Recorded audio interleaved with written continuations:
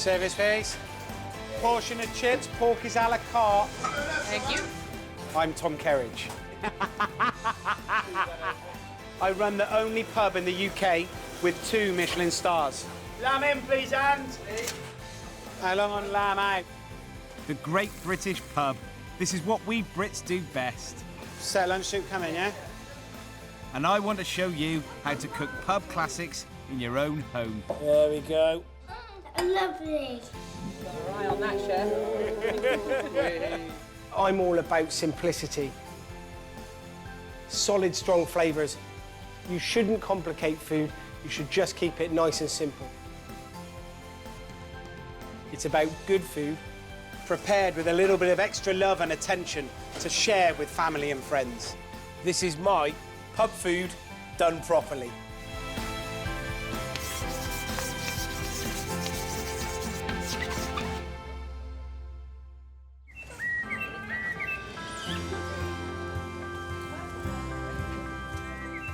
Pubs these days really do cater for families with food that both children and grown-ups like. And I'm going to show you some food inspired by stuff that I had growing up that both you and your family's going to love. I'm knocking up classic baked beans on toast from scratch. Once you've done it like this, you'll never go back to those tin versions. And making roast chicken fun by baking it in hay and cider. I mean, how lush is that? Then a proper family pud, my apple and toffee crumble pie. Oh, harder than that. Yeah! But first up, omelettes are a family classic, and the one I'm about to show you is a super simple, proper substantial sharing dish. Ideal for feeding your horde at lunch or brunch. So what takes this from being a simple omelette to the sublime omelette are the 3 key ingredients. I've got here some free-range eggs, some fantastic Parmesan cheese, and some amazing smoked haddock. If you get these 3 ingredients right, you're on a winner. Start by placing the haddock into a pan of boiling milk. Then with a lid on top, take it off the stove and let the fish gently poach in the residual heat. Fish has been in here for about 8 to 10 minutes, and it is just perfectly cooked. Just a little bit opaque, but not dried out at all. It smells delicious. Set the fish aside while you make a white sauce. I'm starting this with the poaching milk. It's taken on an incredible smoky flavour from the haddock. I'm just going to pass it through a fine sieve into the jug and all over the chopping board. Into a pan, add 30 grams each of unsalted butter and plain flour. We're going to slowly cook this out, just like you're making a basic white sauce. And then we're going to add this warm milk. We're going to do it little bit by little bit. If you do it too much all at once, you'll get a lumpy sauce. We don't want a lumpy sauce. When the sauce is nice and thick, just set it aside to cool. Can't make an omelette without breaking eggs. We're going to use about 8 to 10 for a nice big omelette. You're feeding the family, so grab a nice big pan and melt in a good knob of butter. Now, the trick to a great omelette is slow cooking. Gently fold the eggs back into themselves. The best omelettes are always treated with loads of love.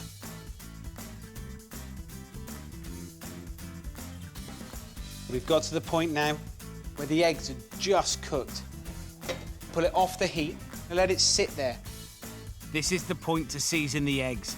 Then add a nice layer of chopped chives and a really good grating of Parmesan cheese. This is really important. What Parmesan has is an amazing dairy acidity that comes through it and cuts through all the richness of the eggs and the haddock. Now for that beautiful smoky fish. Flake it off the skin into nice big chunks over the top. Push it all into the omelette, nice and even, so that when you spoon it all out, everybody gets some. Looks incredible. But I'm going to make it even more special by putting a topping on it using the white sauce we made earlier. Start with 2 egg yolks and 150 grams of creme fraiche. Because again, like the Parmesan, it has a fantastic acidity that comes from dairy. Then 6 tablespoons of the smoky white sauce finishes this glaze off, and it's good for spooning all over the omelette. Put this into a grill that's preheated to very hot. After a couple of minutes, it's right good for dishing up. Look at how lovely that is. This is absolutely stunning. I can guarantee you, put this down in front of the family, they'll be coming back for seconds, you'll have none left.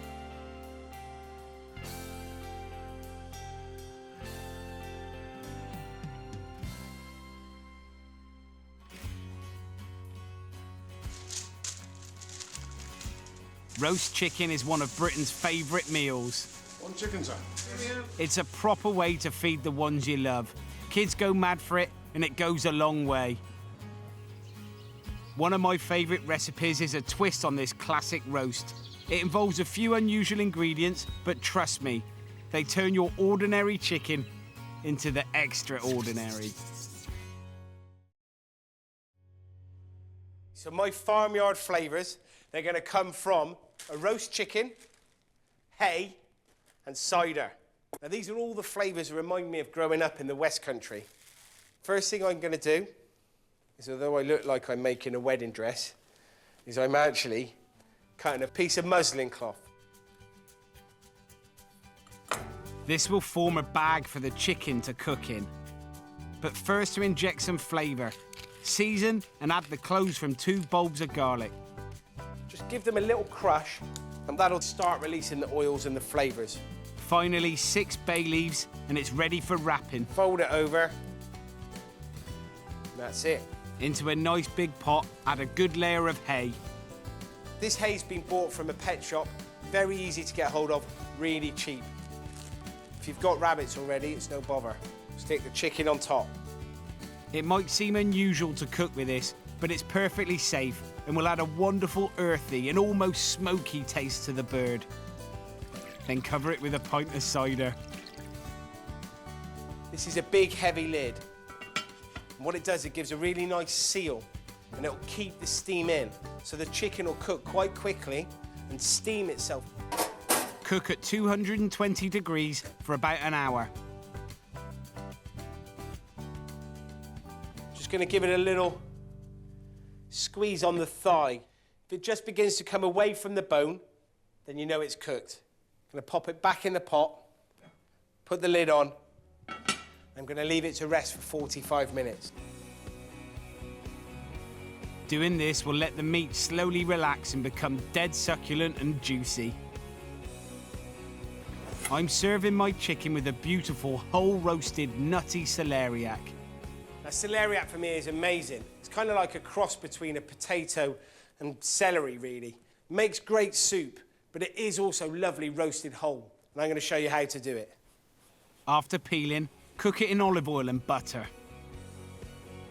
Keep it moving, just gently looking after it, caring for it and caressing it and basting it with butter, just to make sure it gets an even golden colour all the way around.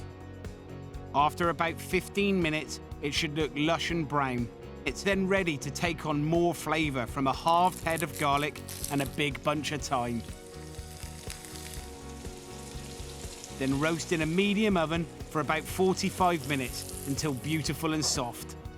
So while that happens, I'm going to make an earthy sauce using the cooking juices from the chicken.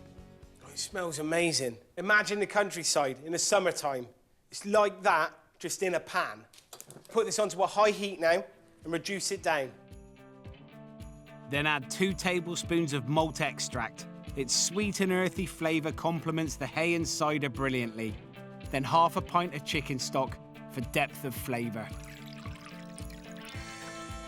And then reduce the liquid down by about a half, just to bring it to a nice sauce consistency. My celeriac is now soft and golden. And all it needs is a squeeze of lemon for a bit of acidity. To be honest, it looks good enough to eat on its own without the chicken. And before I serve it up, I want to give my chicken a little colour using a mean blowtorch. Really does give a delicious kind of barbecued hint to everything. This is proper blokey cooking.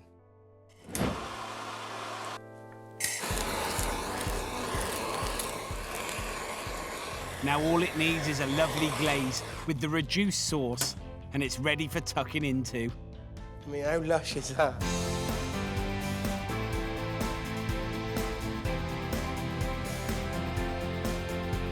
Two beautiful ingredients, treated dead simply. Honestly, who needs anything else? Take a little slice of this chicken. You can see how beautiful and moist it is underneath. Little wedge of celeriac. Any cider gravy.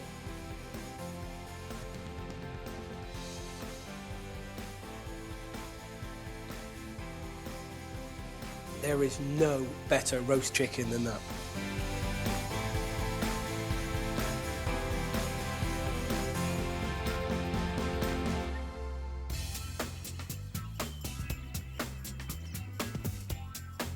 When cooking for the family, you want to make dishes that everyone will love. But it doesn't have to be boring. You can elevate everyday meals to new heights.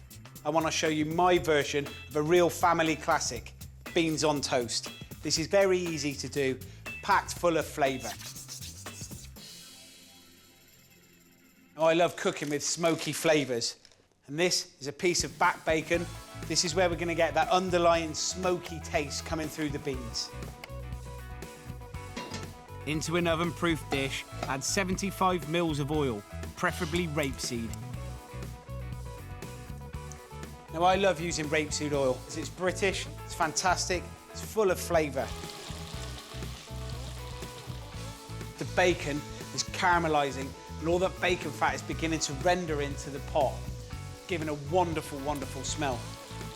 While that sizzles away, add some finely diced onion to the pan, along with a couple of cloves of grated garlic.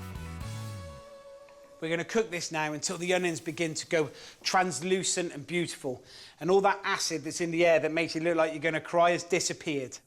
When that happens, you're ready for some white haricot beans, the type you get in your classic baked beans. What I've done is I've soaked them overnight in water, brought them up to the boil and cooked them till they're soft. I'm just going to give them a little stir, give them a coat with all those bacon juices. To recreate that nostalgic baked bean flavour, add in 150 grams of soft dark brown sugar and 200 mils of red wine vinegar. Now the sugar and the vinegar together give that lovely, bitter-sweet kind of flavour that you get. The same thing you'll get from tin beans. Then 2 tablespoons of tomato puree, a tin of chopped tomatoes and some water. Good stir round, make sure it's mixed properly. Lid on. We're going to put it onto a low heat. We're going to gently cook it for about an hour and a half to 2 hours. The longer it's on there, the better it'll taste. You can't have beans without toast, and I'm going to show you how to make an amazing soda bread. No proving, no kneading, just a case of shaping it, moulding it, and baking it. I've been serving this bread at my pub for years, and it goes down a treat. First thing, 340 grams strong bread flour, the same amount of wholemeal, 1 teaspoon of cracked black pepper, gives it a lovely kick, 2 teaspoons bicarbonate of soda, acts as a slight raising agent to aerate it a little, 1.5 teaspoons of table salt. Then into that, 85 grams of soft butter. We're just going to gently work all of these ingredients together. Now you're going to add to this 625 mils of buttermilk. Gives it a wonderful kind of acidity that cuts through it. Get your hands in and get messy. So what we're looking for is a wet dough texture that's just come together and it's easy to mould. And that's it. No need to prove. Dust the tray with a little bit of wholemeal flour. This loaf is fail-safe and dead easy. Another little dust over the top, and then we're going to stick it in a hot oven. Around about 200 to 220 degrees. It's going to take about 45 minutes to an hour. My beans are now ready. All they need is a good season. We season them before, they'll go hard like little bullets. It's amazing. That bacon flavour really does come through those beans. It's absolutely stunning. All they need now is this awesome loaf. Oh, wow, it smells fantastic.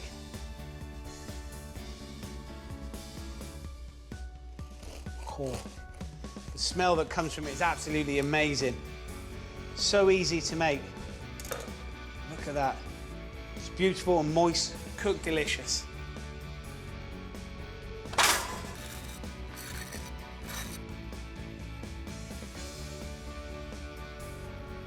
That is the best baked beans on toast. Once you've done it like this, you'll never go back to those tin versions.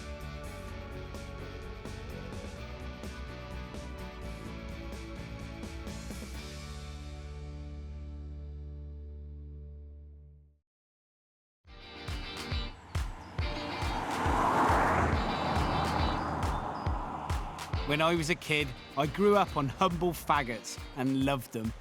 Hi, Andy. How we doing? Lovely to see you again. Look at that. We do it like that. That makes us cool. But they've got a bad reputation. So I'm at the butcher's to pick up the ingredients to make my own and show you how delicious they are. Once you've had a go at these, you'll be a convert. I've got to make enough for about 6 faggots, but proper size, West Country portion size. None Big of that, jobbies, yeah? None of that faffy little ones. I don't know where I got enough there then, Tom, have I? They're just like sausages, really. And because they're made with inexpensive offcuts and offal from the pig, they're easy on the back pocket. The main ingredient in my faggots is pork belly. Gonna take the rind off and put it minced through the coarse plate, yeah? Correct amount of fat in there. Delicious. Yeah. Smoked bacon is my next important ingredient. About half the amount of the pork belly, otherwise it'll be too powerful. Yeah, that's a lovely dry cure smoked streaky. Right up. It is amazing. Isn't it? 1 pig's heart. 1 pig's heart would be enough. And a little bit of that liver. It's gonna I'm only using a very small amount of offal because I think too much can overpower the taste. So we got the pork belly, the smoked streaky, the pig's liver and the pig's heart. If you've minced that pork, that'd be amazing.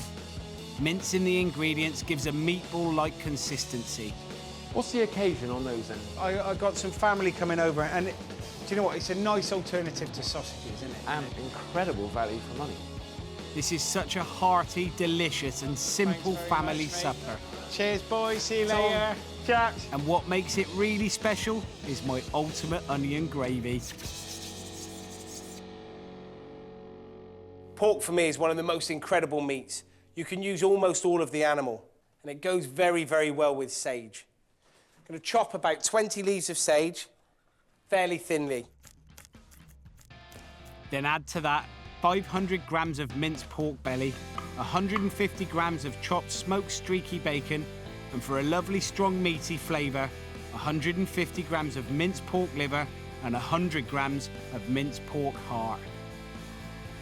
And 1 large diced onion that's just been sweated down in a little oil and left to cool. I've done some fresh breadcrumbs. It's important to use fresh breadcrumbs, not dried. This way it will give the faggots a little bit more body and substance rather than tasting all dry.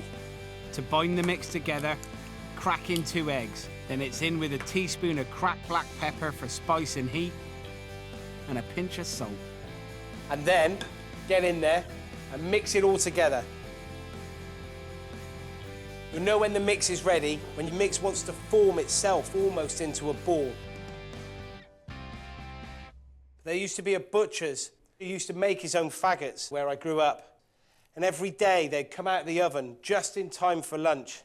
And if I was bunking off school, it was a great place to go and have a cheap lunch. Sorry, Mum, I skived off school. I now have 6 lovely faggots waiting to be wrapped up in caul. This is the lining of a pig's stomach. This is very cheap, and please don't be scared of it. I promise you, it's completely flavourless, odourless, and it just holds things in shape. Get on with it, try it. Gently pick up 1 of your faggots and wrap it. It's kind of proper man cooking. It's almost like making the most amazing meatballs. These now rest in the fridge to firm up, while I make sensational onion gravy to spoon over the top of them.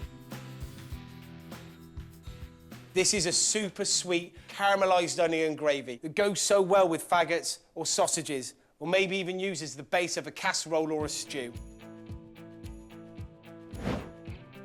The onions in this recipe are the stars of the show, so it's dead important to show them some love. Start by halving 3, then place these boys cut side down into a hot pan with a little olive oil. When they start to char, transfer them into a foil-lined baking tray. This charring will add a wonderful, nutty, burnt flavour to the gravy. Next, cover them with thyme leaves, sprinkle over 2 tablespoons of demerara sugar, and drizzle over a little olive oil. Now wrap these babies up into a foil parcel and roast them at 180 degrees for 2 hours. It might sound bonkers to roast them for this long, but it's this slow roasting that caramelises them and makes them taste so amazing. The rest is simple. Remove their skins and whiz them up.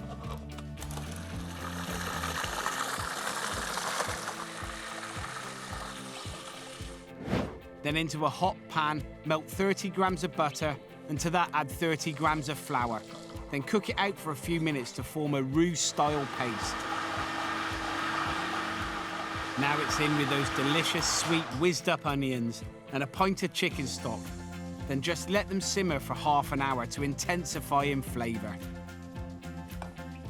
Okay, my onion gravy is ready. It's reduced down by about 1/4. It's nice and thick. These guys have been sat in the fridge for about an hour and they've firmed up nicely. I'm going to pop them on a medium heat. I'm going to cook them for about 20 minutes.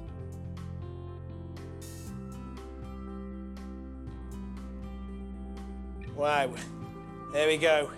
And now all they need is the onion gravy. Just going to give it a little seasoning.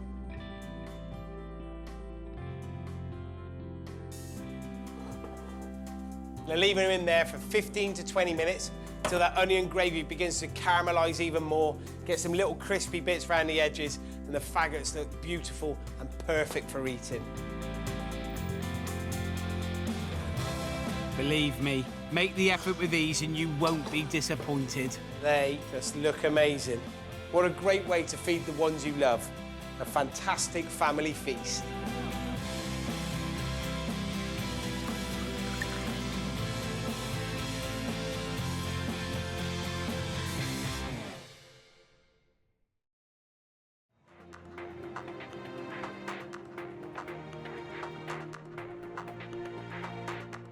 An excellent way to treat the family is to take their favourite dish and spruce it right up with something dead decadent.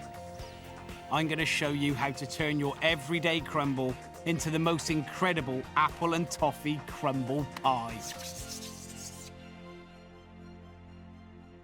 First of all, I'm going to make my toffee. Now, not everyone makes toffee at home, but I do urge you to give it a go. It's dead simple. Just bring 125 mils of water and 450 grams of soft dark brown sugar to the boil. Then add 130 grams of black treacle, 100 grams of golden syrup, and then 5 grams of cream of tartar to stabilise the toffee and to stop it from crystallising. I'm going to stand here and watch my toffee cook. I have to take it to 140 degrees centigrade. It's really important to use a sugar thermometer for this. It's about the accuracy of the temperature. You can't guess this one. When it reaches 140, simply pour it onto a tray lined with parchment and leave it to harden at room temperature.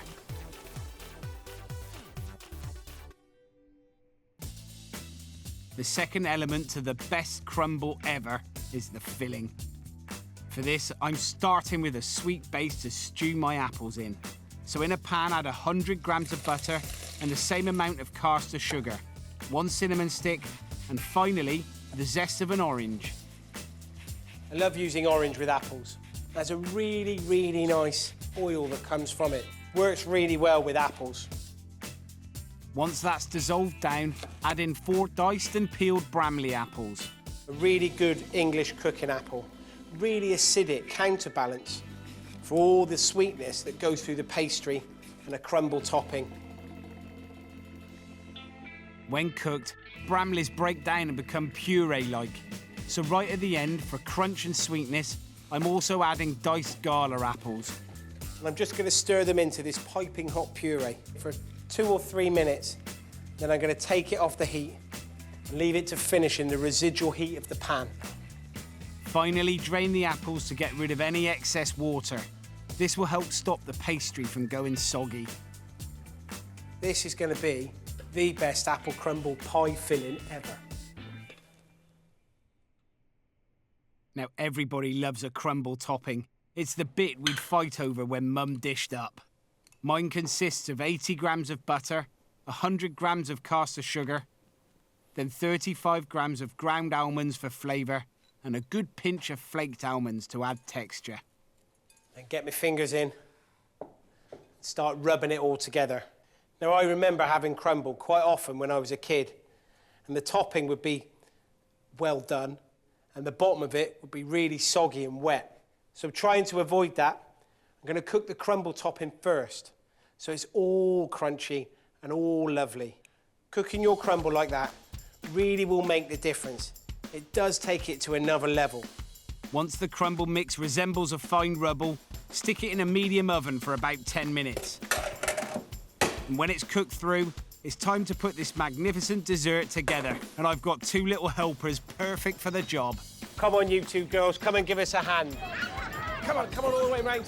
Kids love to get involved in the kitchen, and as my wife, sister and brother-in-law are over for tea, it'd be rude not to get my cheeky nieces on the job. Do you know what this is? Toffee! To assemble, start by bashing up the toffee. No, harder than that. Yeah! Then fill a cooked pastry case with that delicious apple filling. I've made my own sweet pastry case, but they're easy to buy at a supermarket if pastry isn't your thing. Flatten it all out so it's like all nice and even. Next, the broken up bits of toffee get pushed into the filling. So when it bakes, they melt in and go lovely and soft.